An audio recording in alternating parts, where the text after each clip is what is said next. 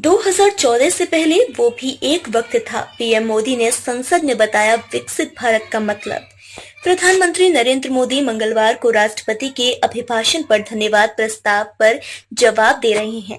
राष्ट्रपति के अभिभाषण पर धन्यवाद प्रस्ताव पर जवाब देते हुए पीएम मोदी ने कहा कि राष्ट्रपति ने संसद की गरिमा को बढ़ाया है। राष्ट्रपति ने हमारा मार्गदर्शन किया, हमने विकसित संकल्प भारत को दोहराया।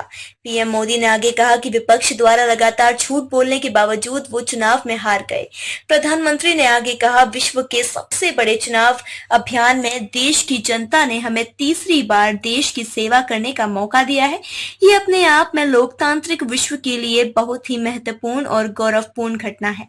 पीएम मोदी ने कहा कि 2014 से पहले वो भी एक वक्त था जब आतंकवादी हमारे देश पर हमला करता था, लेकिन आज का हिंदुस्तान बदल गया है। आज का हिंदुस्तान घर में घुसकर दुश्मनों पर सर्जिकल स्ट्राइक, एयर स्ट्राइक करता है। आज देश का एक एक नागरिक जानता है कि भारत अपनी सुरक्षा के लिए कुछ भी कर सकता है। पीएम मोदी ने कहा कि देश की जनता ने हमारी नीतियों को देखा है, हमारी नीयत, हमारी निष्ठा पर जनता ने भरोसा किया है। इस चुनाव में हम जनता के बीच एक बड़े संकल्प के साथ आशीर्वाद मांगने गए थे और हमने आशीर्वाद मांगा था विकसित भारत के लिए, हमारे संकल्प के लिए। प्रधानमंत्री मोदी ने आगे कहा कि विकसित भारत का सीधा साधा लाभ हमारे देश के नागरिकों की गरिमा, क्वालिटी ऑफ लाइफ में सुधार स्वाभाविक रूप से भाग्य में आता है। आजादी के बाद सामान्य नागरिक इन चीजों के लिए तरसता रहा है। हमारे गांव शहरों की स्थिति में भी बहुत बड़ा सुधार होता है। गांव के जीवन में गरिमा भी होती है, विकास के नए अवसर भी होते हैं।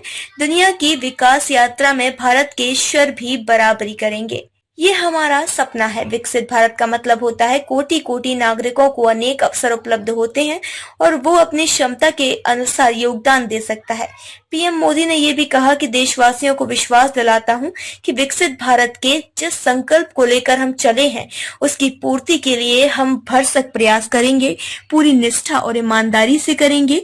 हमारे समय का पल पल, शरीर का कण कण विकसित भारत के सपने को साकार करने में लगाएंगे।